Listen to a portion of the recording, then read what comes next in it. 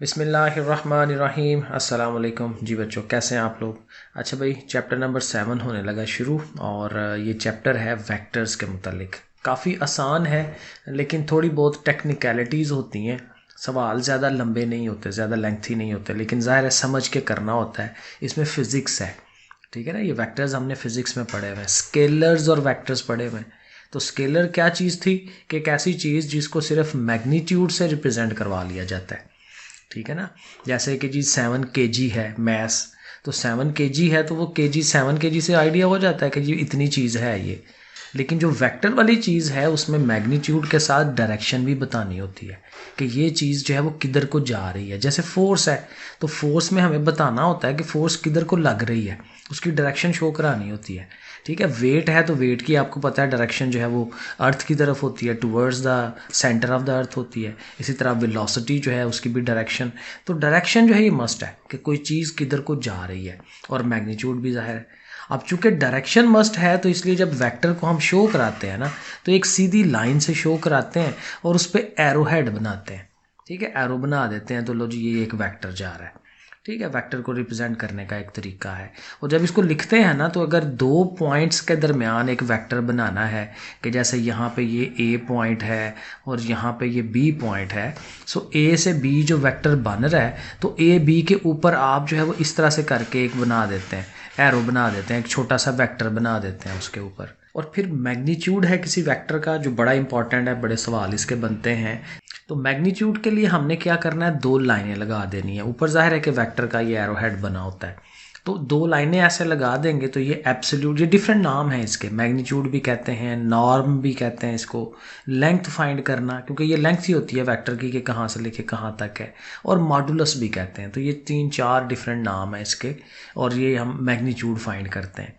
और magnitude basically यही है, जैसे हम कहते हैं भाई 10 न्यूटन की फोर्स लग रही है तो वो जो 10 न्यूटन है वो बेसिकली उसका मैग्नीट्यूड है, ठीक है, कि वो मिकदार कितनी है, कितनी वैल्यू है, तो ये मैग्नीट्यूड होता है। और ये एक रिलेशन जो है ये भी बड़ा इंपॉर्टेंट है कि यूनिट वेक्टर फाइंड करना हो।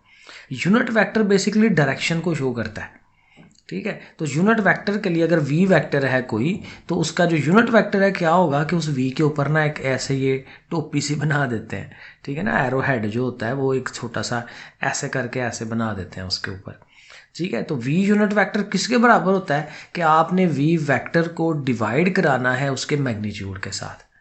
ये जो भी वेक्टर होगा उस वेक्टर को हम डिवाइड कराएंगे किससे, उसी वेक्टर के मैग्नीट्यूड से। मैग्नीट्यूड फाइंड कर लेंगे पहले, जाहिर इसका फार्मूला होता है। नेक्स्ट इसमें ये याद रखना है कि ए बी एक वेक्टर अगर है ना तो एक माइनस बी ए वेक्टर भी होता है, उसमें आप डायरेक्शन चेंज कर देते हैं। जैसे ये ए बी वेक्टर जा रहा है ना इधर को, तो फिर बी ए वेक्टर जो है वो फिर इधर को होगा, ठीक है। लेकिन उसमें क्या होता है कि आप डायरेक्शन चेंज कर देते हैं, माइनस साइन, उसके साथ साइन नेगेटिव लगा देते हैं।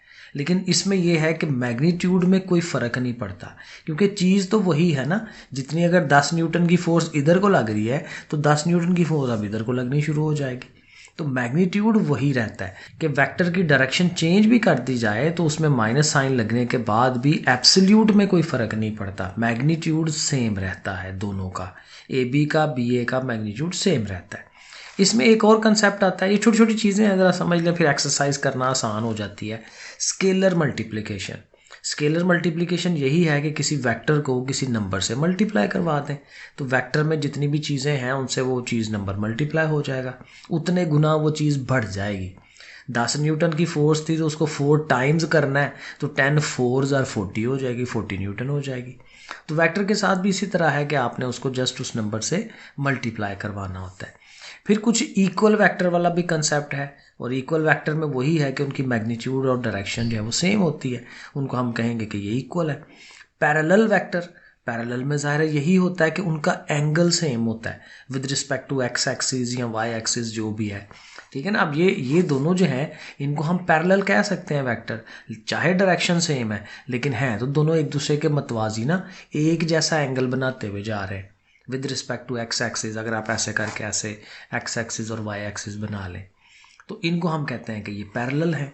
और फिर पोजीशन वेक्टर्स होते हैं। अच्छा, एक और चीज़ कि ये जो पैरेलल वेक्टर्स हैं कैसे पता चलता है, इसका सवाल भी है आगे।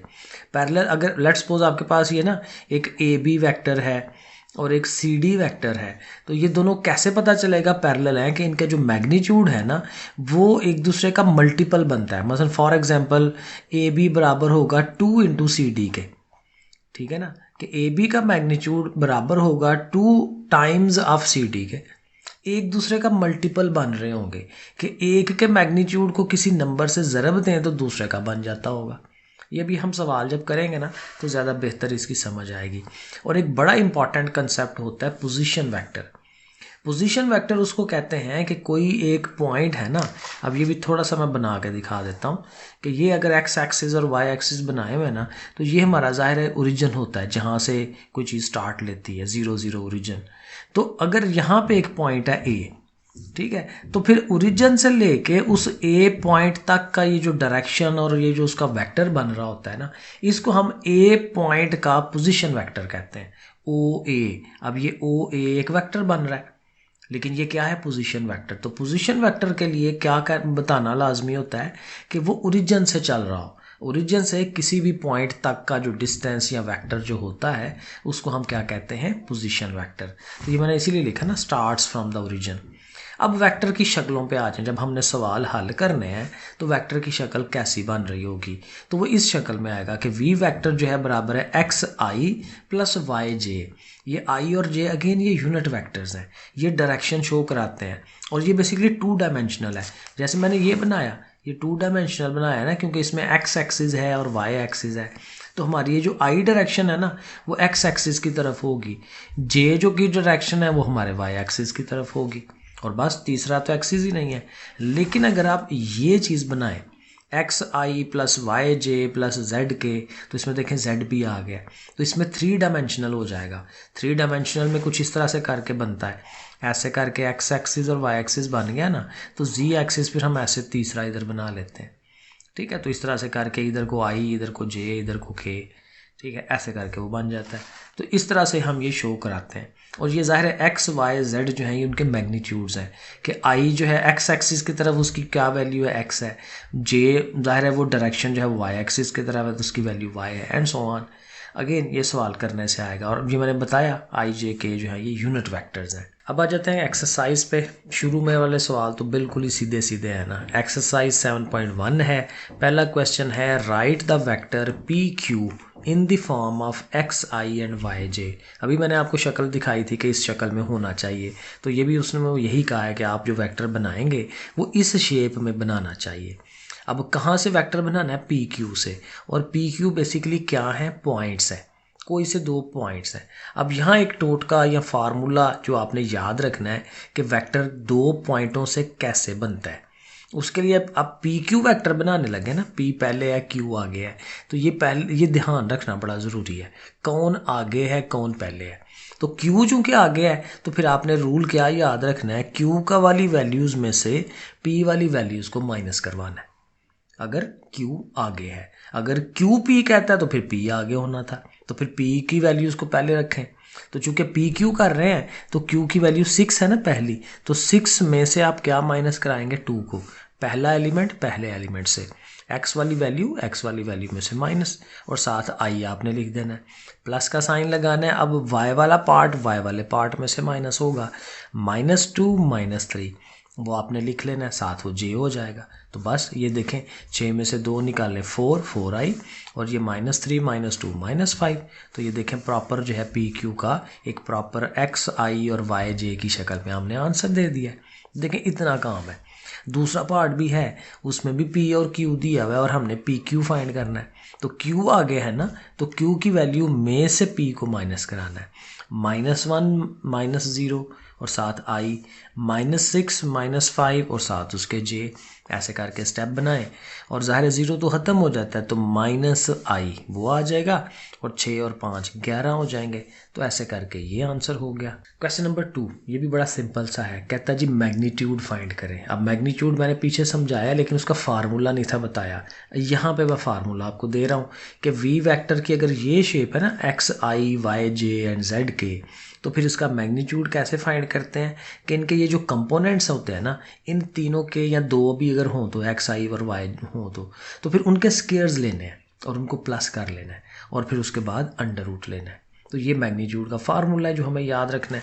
अब देखें पहला पार्ट सवाल का, u is equal to 2i minus 7j, तो हमें जस्ट ये वैल्यूज़ लेनी है 2 वाली और -7 वाली, उन दोनों का आपने स्केयर लेना है। 2 का स्केयर 4, 7 का 49, माइनस ख़त्म हो जाना है स्केयर की वजह से। 49 और 4 53।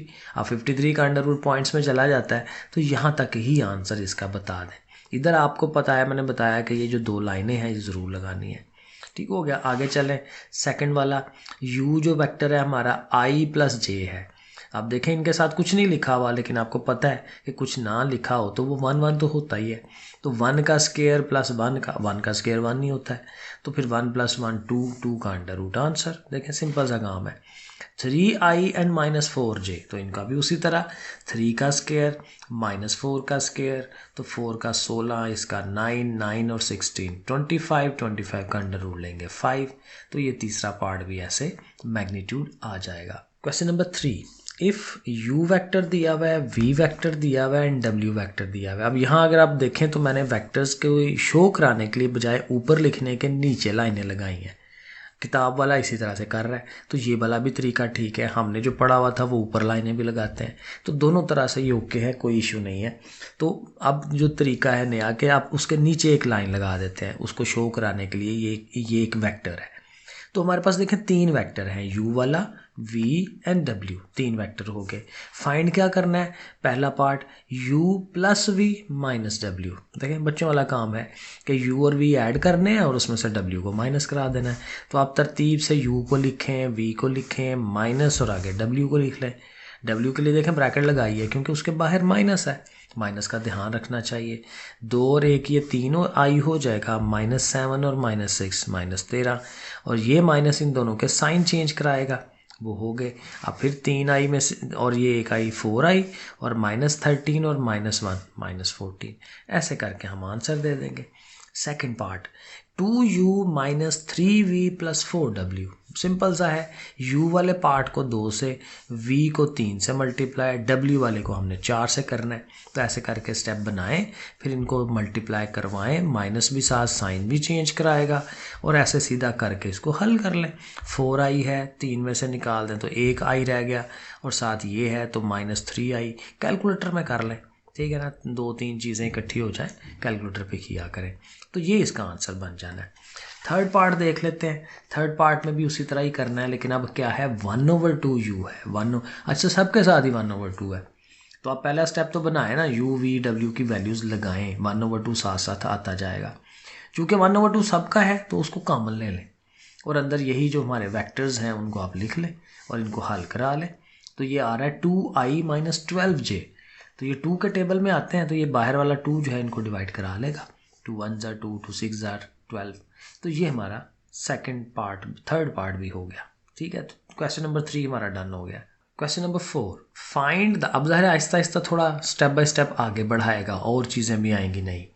Find the sum of the vector A B and C D, यानी ये जो 2 वेक्टर है ना ए बी और सी डी, इनको हमने जमा करवाना है। ओके, गिवन द 4 पॉइंट्स, अब हमें क्या गिवन है, A B C D, 4 points हमें दिए हमें।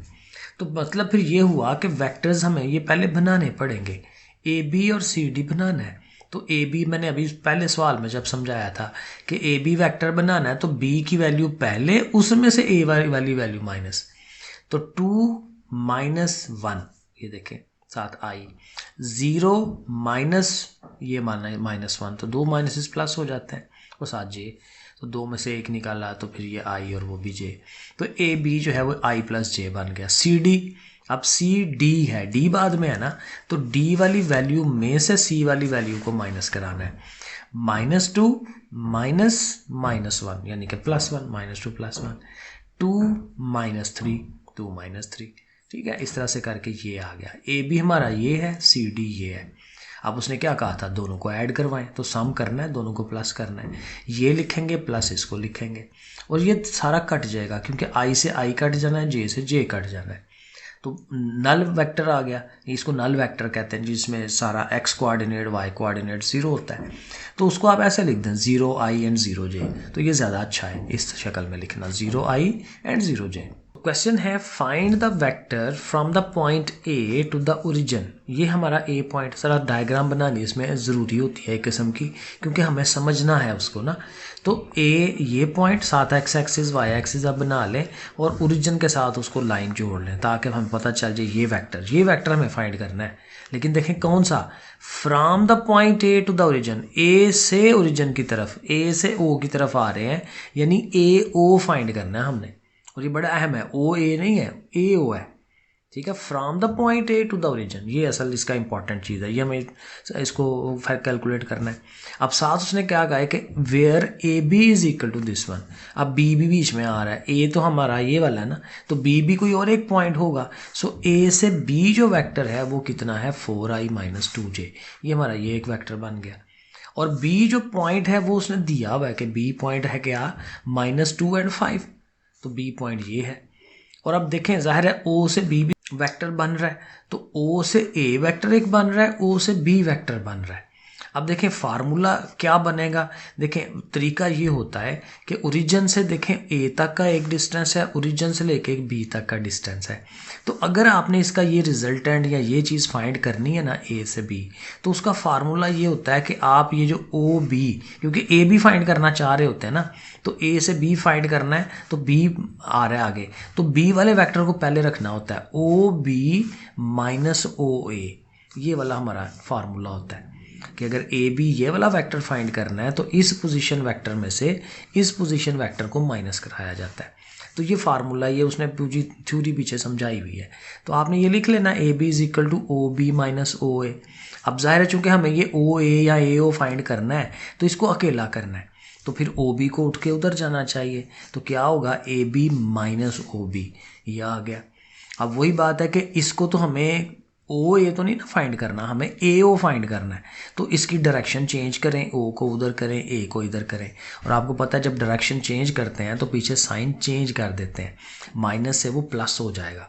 तो आप देखें ओ ए से क्या बन गया, ए ओ, जो कि हमें फाइंड करना है। मैंने अभी आपको समझाया ना, ए से ओ की तरफ उसने कहा हुआ है फाइंड करें, तो हमें ए ओ फाइंड करना है। तो ये इसका बेसिकली फार्मूला बन गया कि ए बी में से ओ बी माइनस कराएं, तो ए बी की वैल्यू लगाएं। अब आगे से काम आसान है, ए बी की वैल्यू माइनस ओ बी की वैल्यू। अब देखें ए बी तो है हमारे पास पहले से, ओ बी क्या है, ओरिजिन से ये वाला, और ये भी एक वेक्टर की बात कर रहे हैं ना, तो वेक्टर में क्या होता है, एक पॉइंट हमारा बी है और एक ओरिजिन है, ओरिजिन क्या होता है 0 0, तो -2 - 0 करेंगे तो वो -2 ही आना है, 5 - 0 करेंगे तो 5 ही आएगा। सो बेसिकली यही दो पॉइंट्स आएंगे, इनके साथ आई और जे लगा लेते हैं। ये देखें ओ बी वैक्टर जो है -2i और 5j, वो लिख लिया हमने, ठीक है ना। ये वेक्टर पहले से हमें पता था, इस वेक्टर को बनाया है, जैसे हमने क्वेश्चन नंबर 1 में बनाते हैं कि जी ओ बी जो है ये वेक्टर आप बना सकते हैं, ऐसे बना लेंगे। अब इसको हल कर लें, माइनस जो है इन दोनों के साइन चेंज कर देगा, देखें साइन चेंज कर दिए हैं, 4 और 2 कितने हो जाएंगे, 6i हो गया, और -2 और -5 -7j, तो ये हमारा ए ओ बनता है। ये मैंने थोड़ी सी ये डायग्राम भी बनाई हुई है, ये आप अपनी बुक पे देखिएगा, ये बुक पे टाइटल है 7.1.4, वहाँ पे ये पूरी एक्सप्लेनेशन है जो मैंने ये समझाया ना, ये वाली चीज़ कि जी अगर आपने ए बी फाइंड करना है तो फिर आप ओ बी में से ओ ए माइनस कराते हैं। तो ये चीज़ उसने यहाँ इस एग्जाम्पल में या इस पॉइंट पर बताई हुई है 7.1.4 में, एक्सप्लेनेशन फ्रॉम पोजीशन वेक्टर। तो ये वो शक्ल वहाँ से बना के दिखाना है और वो वहाँ से एक्सप्लेन हो रही है। क्वेश्चन नंबर 6 देखते हैं, find a unit vector in the direction of the vector given below. हमें क्या करना है, एक यूनिट वेक्टर फाइंड करना है, किसकी डायरेक्शन में, जो वेक्टर गिवन बिलो है, जो सवाल में वेक्टर दिया हुआ है। So basically unit vector find करना है ना। तो यूनिट वेक्टर का फार्मूला मैंने शुरू में बताया था कि हमें क्या करना होता है कि वेक्टर को उसके मैग्नीट्यूड से डिवाइड कराते हैं। सो बेसिकली मैग्नीट्यूड पहले फाइंड करना है।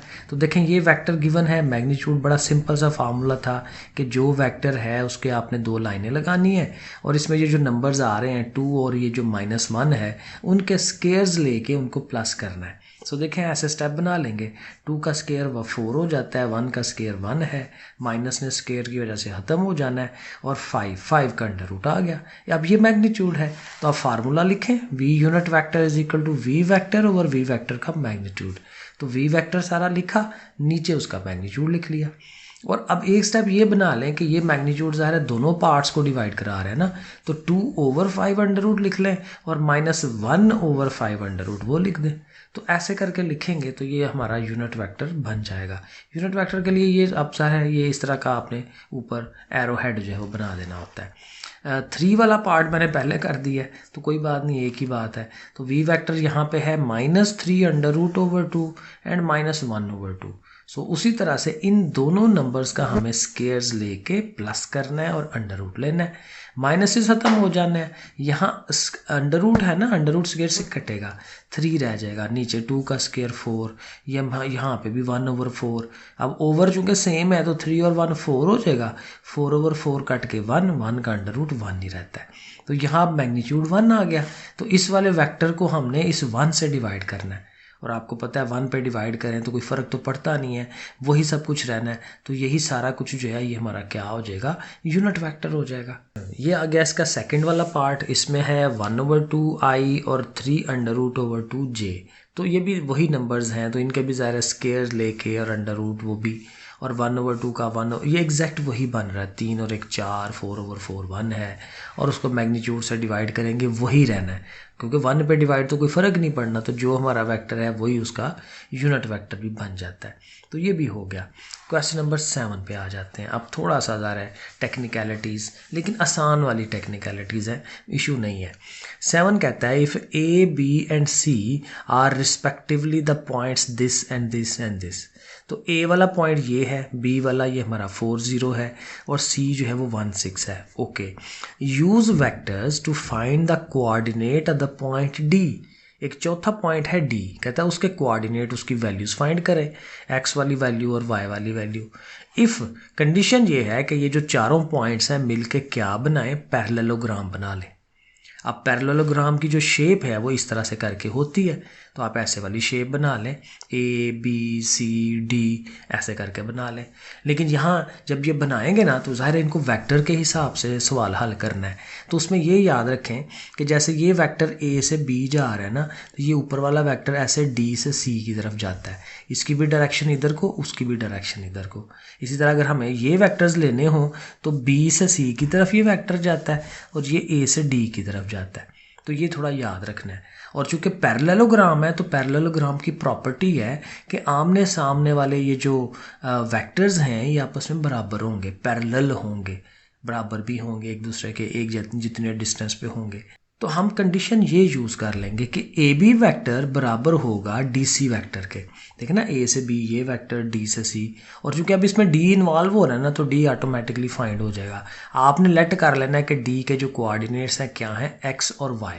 तो ये शक्ल मैंने आगे दोबारा बना दी है, ठीक है, ज़रा प्यारी, क्योंकि वहाँ पे थोड़ा गन था, ठीक है। यहाँ पे प्यारी शक्ल बन गई, डी को हमने एक्स वाई कह दे दिया। अब पैरेललोग्राम के लिए ज़ाहिर है ए बी और डी सी बराबर होंगे। अब देखें ए बी, जैसे मैंने क्वेश्चन नंबर 1 के अंदर आपको समझाया है कि ए बी वैक्टर अगर फाइंड करना है तो बी वाले पॉइंट में से माइनस कराना है इस वाले पॉइंट को, ए वाले को, 4 - 2 और 0 - 4 यानी कि 0 + 4।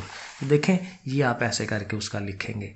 अब डी सी क्या है, डी से सी की तरफ, तो डी हमारा तो है ना एक्स वाई, ठीक है, और सी क्या है, सी ये वाला है, तो सी की तरफ जा रहे हैं तो सी वाले में से ये माइनस होना है, 1 - x और 6 - y। ये आपने देखें 1 - x और 6 - y। तो दोनों वेक्टर ए बी का ये वेक्टर लिख लिया, डी सी का ये वेक्टर लिख लिया। अब आपको पता है कि ये दोनों बराबर हैं, बीच में बराबर का साइन लगाया हुआ है, तो फिर आई वाला पार्ट ने आई वाले पार्ट के बराबर होना है। तो हम लिखेंगे कि ये जो 4 - 2 है वो किसके बराबर है, 1 - x के। 4 में से 2 निकालें, 2, 1 - x। अब x को पॉजिटिव करना है, इसको उधर ले जाएं, 2 को उधर ले जाएं, ठीक है। तो x = 1 - 2, तो x की वैल्यू बन गई।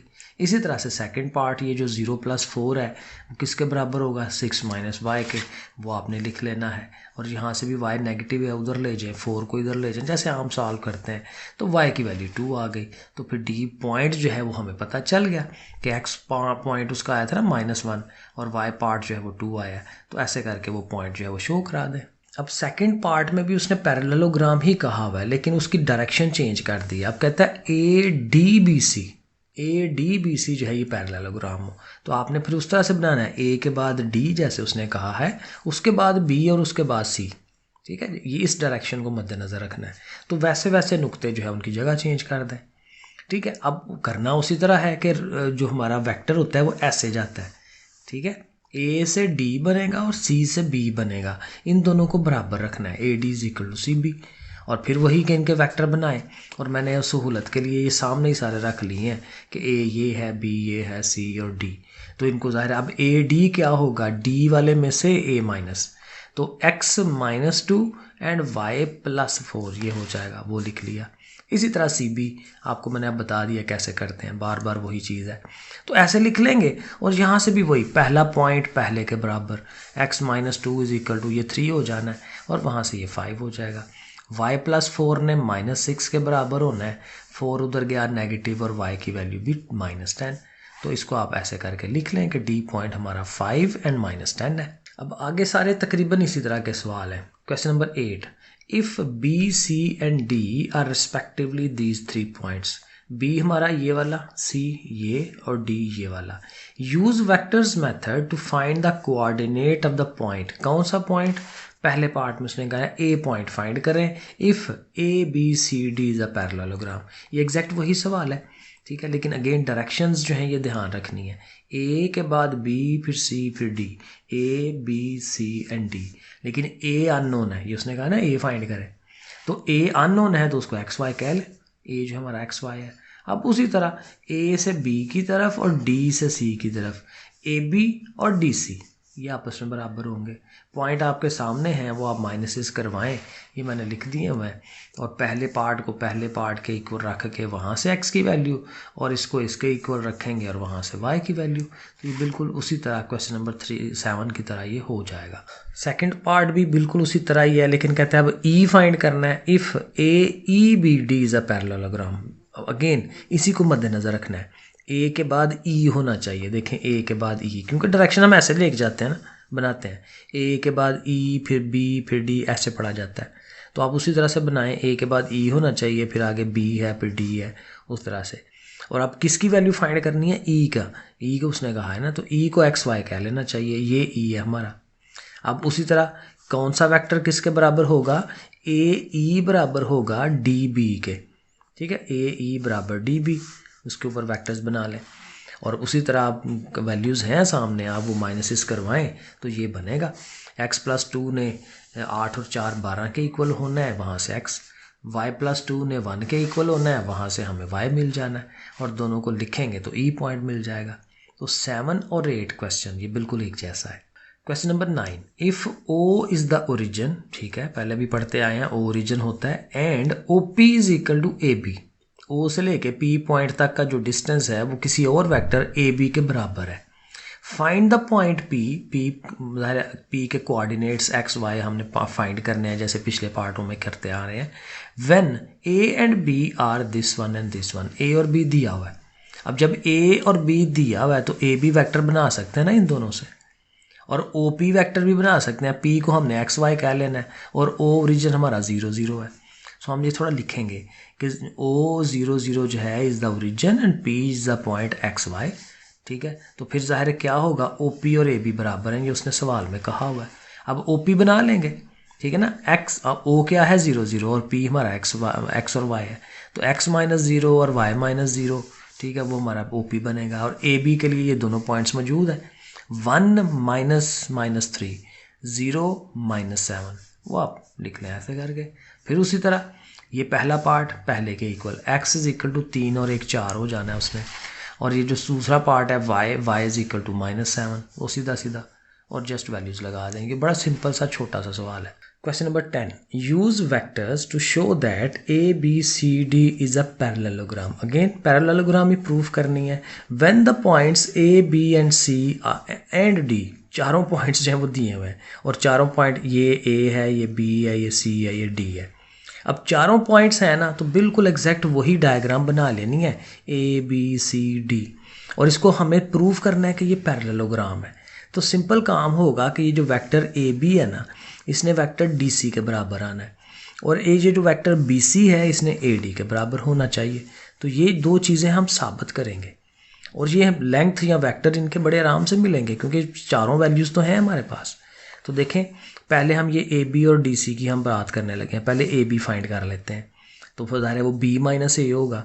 तो ये देखें ना, ये हमारा ये बी है, ये ए है, तो A minus zero and zero minus zero, वो देखें तो ये हमारा ज़ीरो माइनस ज़ीरो, जे वाला पार्ट तो ज़ीरो हो जाएगा और इधर से सिर्फ ए आई, ए बी जो है हमारा ए आई। अब डी सी, ये हमारा हमें ये चाहिए डी सी, तो डी और सी है ना, तो सी सेकंड है, तो सी में से डी को माइनस कराना है, ये सी है, तो बी माइनस बी माइनस ए, ये देखें बी माइनस बी माइनस ए, और दूसरा दोनों का सी सी है तो सी माइनस सी, और ये अब जब माइनस है तो इनका साइन चेंज करेगा ना, तो फिर बी भी कटेगा, फिर ए और आई ही रह जाएगा और इधर से ज़ीरो जे। और ये देखें अब नज़र आ रहा है कि ए बी और ये डी सी दोनों इक्वल आ रहे हैं। और एग्जैक्टली इसी तरह क्या उसका नाम है, ये जो बी सी है और ये जो ए डी है, इन्होंने भी बराबर आना है। दोनों की वैल्यू फाइंड कर लें, ए डी और बी सी। ये देखें ए डी फाइंड किया है मैंने और बी सी फाइंड किया है। बस ये है कि आपने ध्यान रखना है, यहाँ से डी में से ए माइनस होगा तो यहाँ से सी में से बी की वैल्यू माइनस होगी, ये वाली जो वैल्यूज़ मैं आपको बता रहा हूँ।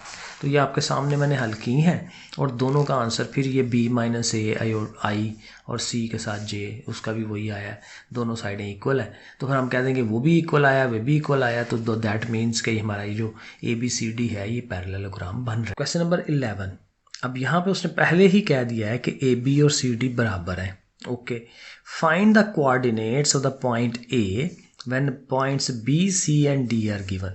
तीनों पॉइंट गिवन है, सिर्फ क्या नहीं गिवन ए। तो जैसे पिछले सवालों में किया कि जो नहीं है हमारे पास उसको एक्स वाई कह लें, और ये उसने कहा है ना ए बी और सी डी बराबर है, तो बनाएं इसका ए बी वैक्टर और सी डी वैक्टर। बी में से ए पार्ट माइनस, डी में से सी माइनस, जैसे मैंने पीछे समझाया वो आप लिखें। अगेन पहले पार्ट को पहले पार्ट के इक्वल, 4 और 2 6 हो जाना है, और फिर वही यहाँ से x निकाल लें, और इधर से 2 माइनस वाई ने 11 में से 5 निकाल लें 6, और यहाँ से भी y की वैल्यू मिल जानी है। तो ये बड़ा सिंपल सा काम है, छोटा सा, ये इतने पार्ट के अंदर इसने हो जाना है। ठीक है ना, ये सारा नज़र आ रहा है आपको। क्वेश्चन नंबर 12, अब ये थोड़ा सा टेक्निकलिटी है इसमें भी। Find the position vector of the point of division of the line segment. एक लाइन सेगमेंट है और उसका एक पॉइंट है जो डिवीजन वाला है, जो डिवाइड कर रहा है उस लाइन सेगमेंट को दो हिस्सों में। एक ये हिस्सा इधर रह जाता है, एक ये हिस्सा इधर रह जाता है। ठीक है ना, ये आर पॉइंट जो है इस पूरी लाइन को डिवाइड करा रहा है। ठीक है, आगे चलें। Of the line segment joining the following pair of points in the given ratio. कहता है उसको एक गिवन रेशो की फॉर्म में डिवाइड करा रहा है। अभी वो चीज़ें उसने आगे बतानी है। अब बेसिक देखें है क्या, ये थोड़ा सा इसका फार्मूला या चीज़ समझ लें। होता क्या है कि एक फार्मूला उसने ये दिया हुआ है कि आपके पास एक लाइन है ना, और उसमें एक पॉइंट आर है जो इस पूरी लाइन को दो हिस्सों में डिवाइड करा देती है। इसको हम P का नाम दे देते हैं, इसको Q का नाम देते हैं। ये रेशो है बेसिकली। ठीक है ना, फॉर एग्जांपल ये 2 है और ये 5 है। ठीक है, ये पिछले नीचे वाले सवाल में ऐसे उसने किया हुआ है। तो ये 2 है, ये पार्ट, ये 5 है, तो इसको दो पार्ट्स में डिवाइड करा देती है। और ये देखें, ये अगर लेट्स सपोज आप इसको A पॉइंट का नाम दें और इस पॉइंट को B पॉइंट का नाम दें, और ये ओरिजिन हो, तो ओरिजिन से O से A जो है ये पोजीशन वेक्टर बनता है, उसका ये स्मॉल a हमने नाम रख दिया है। O से B जो है ये एक स्मॉल b वेक्टर का नाम रख दिया है, पोजीशन वेक्टर का। ठीक है, तो अब OA का पोजीशन वेक्टर A है, OB का पोजीशन वेक्टर B है, तो ये साथ इधर ये डिवाइड हो रहा है। तो फिर इसका जो पोजीशन वेक्टर आना है इस पॉइंट का, ओरिजिन से इसका भी तो डिस्टेंस है ना, O से R तक का, जिसका इसके पोजीशन वेक्टर को हम R का नाम दे देते हैं। तो ये कैसे फाइंड होगा, उसके लिए ये फार्मूला है। फार्मूला क्या कहता है कि इधर वाली रेशो जो है ना P, उससे आपने इसको मल्टीप्लाई करवाना है, इधर वाली रेशो जो Q है उससे ये वाले को मल्टीप्लाई करवाना है। ये वो क्या कहते हैं, क्रॉस जो है, इसको मल्टीप्लिकेशन को याद रखना है कि उधर वाला जो रेशो है वो इधर, इधर वाली रेशो उधर वाले के साथ मल्टीप्लाई होगी। देखें Q के साथ हमने A रखा है, ये देखें ये Q है ना, उसके साथ ये A वेक्टर, P के साथ B रखा है, ये P है, उसके साथ ये B, और नीचे वही जो दोनों रेशो है ना P और Q, उन्होंने नीचे आना है। तो ये फार्मूला हमें याद रखना है इन सवालों को हल करने के लिए। अब देखें, असल सवाल ये है कि पॉइंट C है with the position vector this and the point D with the position vector this. ये जब मैंने समझाया तो ये दो पॉइंट थे ना A और B, तो यहाँ देखें उसने ये दो पॉइंट कहे हैं C और D। C का पोजीशन वेक्टर ये है, जैसे मैंने उसको ऊपर कहा था जी ये A पोजीशन वेक्टर है, और डी का पोजीशन वेक्टर ये है, जैसे फॉर एग्जांपल ये वाला था। तो ये दोनों पोजीशन वेक्टर्स हैं हमारे पास, और उनको किस रेशो में डिवाइड कर रहा है, 4:3। तो समझे यहाँ 4 लिखा हुआ है, यहाँ 3 लिखा हुआ है, ठीक है। तो 4 चूंकि पहले है ना, तो अब देखें ये तरतीब आपने कैसे करनी है याद। ये पहला पोजीशन वेक्टर है, ये दूसरा पोजीशन वेक्टर है, ये पहली रेशो है, ये दूसरी है। तो इधर से पहली जो रेशो है उसने दूसरे पोजीशन वेक्टर से मल्टीप्लाई होना है, और जो दूसरी रेशो है उसने पहले पोजीशन वेक्टर से मल्टीप्लाई होना है। तो 3 के साथ किसने आना है, 2i और 3j ने, ये देखें 3 के साथ वो आया, और 4 के साथ इसने आना था, 4 के साथ वो आया, और नीचे यही जो दोनों रेशोज़ हैं इन्होंने प्लस होना है। अब ये इतनी लंबी चौड़ी तमहीद बांधने का मकसद ये था कि कुछ आपको समझ आ जाए, ये क्योंकि ये चीज़ लिख ली ना आपने तो आगे कुछ भी नहीं है, क्योंकि ये आपको पता हो कि क्रॉस होना है, कि पहले ने दूसरे के साथ, दूसरे ने पहले के साथ, ऐसे आपने इसको ज़हन में रखना है। अब आप जस्ट मल्टीप्लाई कराएं, 4 से इनको मल्टीप्लाई करवा दें, 3 से इसको करा दें, 12 और 6 जो है ये कितना हो जाएगा, 18, 8 में से ये -9 करें, -j, और नीचे 7 है, और अगले स्टेप में 18/7 और 1/7 अलहदा कर दें, तो बड़े आराम से ये पोजीशन वेक्टर देखें बन जाता है। सेकंड वाला पार्ट देख लें, बिल्कुल वही चीज़ है कि अब एक पॉइंट E है हमारे पास, उसका पोजीशन वेक्टर है 5i, और एक F है जिसका पोजीशन वेक्टर 4i + j है, और रेशियो उनकी 2 और 5 है। उसको देखें मैंने इस तरह भी बना लिया, अगर वो चीज़ समझ नहीं आती तो यहाँ से समझ लें कि E पॉइंट इधर है, F पॉइंट इधर है, ये बीच में एक P पॉइंट आ गया जिसका पोजीशन वेक्टर R हमें फाइंड करना है। तो उसकी रेशियो क्या है, 2-5 की रेशियो है ना, 2-5। तो अब क्या होगा, 2 ने किससे मल्टीप्लाई होना है, अपने क्रॉस जाएगा वो इधर, इससे मल्टीप्लाई होना है उसने, और 5 ने इससे मल्टीप्लाई होना है, अपने अपने नहीं होने, ठीक है ना, ये बस याद रखना है। तो 2 के साथ 4i वाला मल्टीप्लाई होगा, 5 के साथ ये 5j, सॉरी ये भी i है, j नहीं है, तो 5 ने 5i के साथ मल्टीप्लाई होना है। तो जस्ट करवा लें इसको, 2 4 = 8, 2 1 = 2, 5 5 = 25, 8 और 25 कितना हो जाएगा, 33, और ये j है वो अकेला रह गया, वैसे 2j, ये गलत हुआ था, इधर को आएंगे। तो अब जस्ट आपने डिवाइड करा देना, 33/7 और 2/7, तो ये भी हमारा पोजीशन वेक्टर बन जाता है। Question number 13, prove that the line segment joining the mid point of 2 sides of a triangle. एक ट्राइंगल है आपके सामने बनी हुई है, ट्राइंगल का नाम है ABC, और ये जो नाम है A, B और C, इनके देखें मैंने पोजीशन वेक्टर्स भी साथ लिख लिए हैं। A का पोजीशन वेक्टर A, इसका B, इसका C, और मैंने बताया था ना पोजीशन वेक्टर कहाँ से स्टार्ट लेता है, 0 से, ओरिजिन से, तो इसलिए इनका नाम हम, इन वेक्टर्स का नाम हम इसी तरह से लिख सकते हैं। कहते हैं एक आपके पास ट्राइंगल है, उसका क्या करना है, उसके मिड पॉइंट्स लेने हैं, किसके, अपोजिट साइडों के। देखें ये एक मिड पॉइंट लिया है, ये किसका मिड पॉइंट है, AB का, इसका नाम रख लिया D, ये नज़र आ रहा होगा आपको, और एक ये मिड पॉइंट ले लिया E जो कि AC का मिड पॉइंट है, और देखें इनको कहता है आप मिलाएं। तो कहता है जब मिलाएंगे ना, तो ये जो एक वेक्टर बन रहा है D से E, ये वेक्टर और ये जो BC वेक्टर है, ये क्या है, एक तो वो पैरेलल होंगे एक दूसरे के, और दूसरा ये जो वेक्टर है ना, इसका 1/2 होगा। देखें ये लिखा हुआ है, 2 sides of a triangle is parallel to the third side and half as long, कि उससे वो आधा होता है। अब ये चीज़ हमें प्रूव करनी है, और बड़ा आसानी से प्रूव होगा, आपने जस्ट ये याद रखना है, A वाले का पोजीशन वेक्टर A, B वाले का B, C वाले का C। अब ये D मिड पॉइंट है ना, तो मिड पॉइंट किसका है, A और B का, तो इन्हीं के पोजीशन वेक्टर्स को प्लस करके 2 पे डिवाइड आप करेंगे, A + B/2, और इधर से भी यही A और C है, तो A + C/2। अब ये हमें पोजीशन वेक्टर्स मिल गए। अब हमें क्या प्रूव करना है, ये 2 वेक्टर्स हमें चाहिए, DE एंड BC। तो ये ज़ाहिर है जो है हमारा पास तरीका है। अब ज़ाहिर स्टेप्स लिखने हैं, तो ये जैसे मैं लिख रहा हूँ ना, लेट OA जो है वो A वेक्टर है, पोजीशन OB B है, OC C है, और साथ मैंने कहा है पोजीशन वेक्टर्स कौन से हैं, फ्रॉम ओरिजिन। सो इसी तरह पोजीशन वेक्टर्स ऑफ D और E जैसे मैंने आपको समझाया। अब D ज़ाहिर है मिड पॉइंट है AB का, E मिड पॉइंट है AC का, ये सारा लिखना है तो आप लिख लें, ठीक है। और प्रूव यही करना है कि DE और BC पैरेलल हैं एक दूसरे के, और दूसरा ये कि DE का जो एब्सोल्यूट है, जो मैग्नीट्यूड है, उसकी जो वैल्यू है वो BC से हाफ है। तो ये 2 चीज़ें हमें प्रूव करनी है, और प्रूव करने के लिए बड़ा सिंपल काम है, यही कि हमने ये 2 वेक्टर्स हमने मालूम कर लेने हैं। और फॉर एग्जांपल BC हमने फाइंड करना है, तो क्या मैंने तरीका बताया हुआ है, C है ना आगे, BC, तो C आ गया, तो C वाले में से B को माइनस कराते हैं, C - B, तो सी माइनस बी ही इसका पोजीशन वेक्टर या वेक्टर हो जाएगा। ये देखें बी सी जो मैंने बनाया है, सी माइनस बी। इसी तरह ये हमें पोजीशन वेक्टर चाहिए डी ई का, तो डी ई का पोजीशन वेक्टर कैसे होगा, ई में से डी को माइनस कराना है ना, तो ई वाली वैल्यू लिखें, डी वाली वैल्यू लिख रहे हैं, उनको माइनस करा लें। और चूंकि दोनों के ओवर में 2 है, ऊपर वाली ये अमाउंट और ये माइनस के साथ दोनों के साइन चेंज करा के, और एक चीज़ कट जाएगी ए और ए, तो रह जाएगा सी माइनस बी ओवर 2।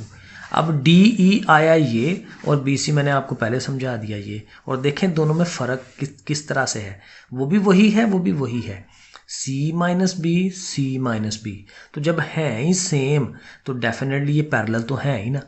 पैरेलल की प्रॉपर्टी मैंने बताई थी, ये मैंने नीचे लिखा भी है वैसे।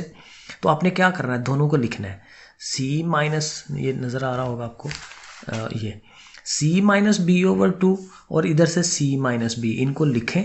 तो हमें क्या करना है, ये वैल्यू को ऐसे लिख लेना, सी माइनस बी ओवर 2 देखें ऐसे ही लिख लेंगे।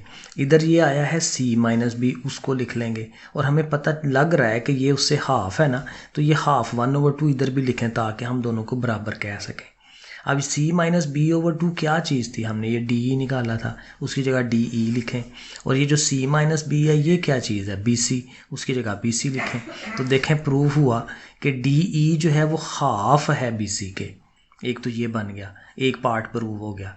और दूसरा प्रूफ के लिए मैंने कहा था कि एक जो है वो दूसरे का मल्टीपल होता है, ये जो पैरेलल प्रूफ करना होता है, तो वो मल्टीपल नज़र आ रहा है ना, 1 ओवर 2 मल्टीपल ही है उसका। तो आप ये कह सकते हैं, लो जी लैम्डा उसकी जगह लिख लें कि D E is equal to lambda of B C. So वो पैरेलल भी हैं एक दूसरे के। तो एक वो प्रूफ हो गया हाफ, और दूसरा पैरेलल प्रूफ हो गया। तो ये थोड़ा सा टेक्निकल है, लेकिन ज़रा ध्यान से समझेंगे तो ये हो जाएगा।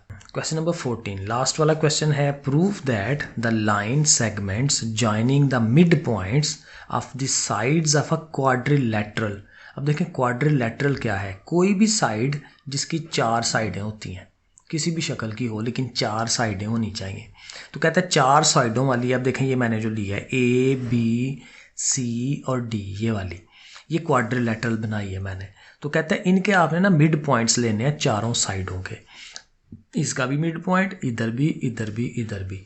और कहता है ये जो मिड पॉइंट है ना, इनसे जो बनने वाला ये जो शक्ल बन रही है ये पैरेललोग्राम बनती है। तो हमने क्या करना है, उसी तरह इसको ए बी सी डी कहा ना, तो उन्हीं के वो छोटे स्मॉल ए small B small C small D उनके पोजीशन वेक्टर कह लेंगे। अब बाकी मिड पॉइंट्स का हमें पता है, इधर नाम रख लें ई एफ जी और एच, ठीक है। अब ई कैसे आ रहा है इन दोनों का, तो ए प्लस बी ओवर 2, एफ जो है सी प्लस बी ओवर 2, जी ये जो सी और डी है उनको प्लस करके, एंड सो ऑन। तो ऐसे करके ये सारा लिख लें, और इसी को ज़ाहिर लिखें, ओ ए जो है ए है, बी है, सी है, ये उनके पोजीशन वेक्टर्स हैं हमारा। फिर ओ एच यानी एच पॉइंट का पोजीशन वेक्टर, ई का ओ क्यों बता रहा हूँ, क्योंकि मैंने बार बार कहा है कि पोजीशन वेक्टर जो होता है वो से ही आता है, लेकिन बेसिकली ये एच पॉइंट को शो करा रहा है ना। तो एच पॉइंट ये है, ई पॉइंट ये है, ठीक है, ये वही है जो मैंने यहाँ आपको इधर बना के, इनको ज़रा एक दफ़ा ऐसे तरतीब से लिखना होता है, ठीक है। ऐसे लिख लिया ना, और फिर ज़ाहिर है हमने यही प्रूव करना है कि ये पैरेललोग्राम बन रही है। तो उसके लिए आपने ये डायरेक्शनें लगा लेनी है कि इधर से स्टार्ट, समझें आप इधर से स्टार्ट ले रहे हैं, ठीक है। ई जो है आपका शुरू वाला पॉइंट है, तो ई से आप इधर को जाएंगे, एरो इधर को जाएगा, इसका आगे से एरो इधर को चला जाएगा। ई से इधर को जाना है आपने, तो ये एरो इधर को गया और आगे से इधर से होके इधर को एरो चला गया। तो ये एरोज़ बड़े इंपॉर्टेंट है, क्योंकि एरोज़ प्रॉपर होंगे ना, तो फिर आप इनके प्रॉपर जो पूरा वेक्टर बनाना है, आप देखें ना, हमें ये चारों वेक्टर्स निकालने हैं और आमने सामने वालों को हमने एक दूसरे के बराबर लाना है। तो पहले अगर ये वेक्टर बनाएंगे ई एफ, तो ई एफ बनाएंगे ना, एफ ई नहीं बना रहे होंगे, गलती नहीं लगेगी अगर हमने ये एरो हेड बना लिए हुए हैं। तो ई एफ है, तो फिर कैसे होगा, एफ में से ई को माइनस, तो ये देखें हमने ये बनाया ई एफ के लिए एफ में से ई को माइनस करा रहे हैं। तो जाहिर है कि अब जब माइनस कराएंगे तो एक चीज़ कटनी है उसकी, ये क्या कटेगा, बी कटेगा दोनों का, ठीक है ना। ये माइनस बी हो जाना है और इसने बी पॉजिटिव होना है, तो फिर सी माइनस ए रह जाएगा, सी माइनस ए ओवर 2। इसी तरह एच जी, क्योंकि अब जब हमने ई एफ निकाला है तो उसके सामने क्या है, ये एच है ना और ये जी है, तो एच से जी, तो एच जी बनाएंगे, ठीक है। तो एच जी के लिए वही बात कि जी की वैल्यू पहले माइनस आगे एच की वैल्यू, और यहाँ से भी एक अमाउंट कट जाएगी, डी डी कट जाएगा, तो सी माइनस ए फिर रह गया। देखें दोनों बराबर आ रहे हैं, तो हम कह देंगे कि चूंकि वो बराबर आए हैं तो ये एक दूसरे के पैरेलल हैं। और इसी तरह बाकी दोनों साइडें भी, एफ जी निकालें, एफ जी आएगा, ई एच निकालें, वो आएगा, और ये फिर दोनों बराबर आ जाएंगे। और फिर हम कहेंगे कि दोनों बराबर हैं, तो दैट मीन्स कि वो पैरेलल है। तो आमने सामने वाली दोनों साइडें आ गई ना पैरेलल, तो फिर डेफिनेटली कि ई एफ जी एच जो है वो पैरेललोग्राम बन रहा है। लो जी, तो ये हमारी एक्सरसाइज डन होगी। नेक्स्ट इंशाल्लाह 7.2 करते हैं। ओके फिर बच्चों, अल्लाह हाफिज़।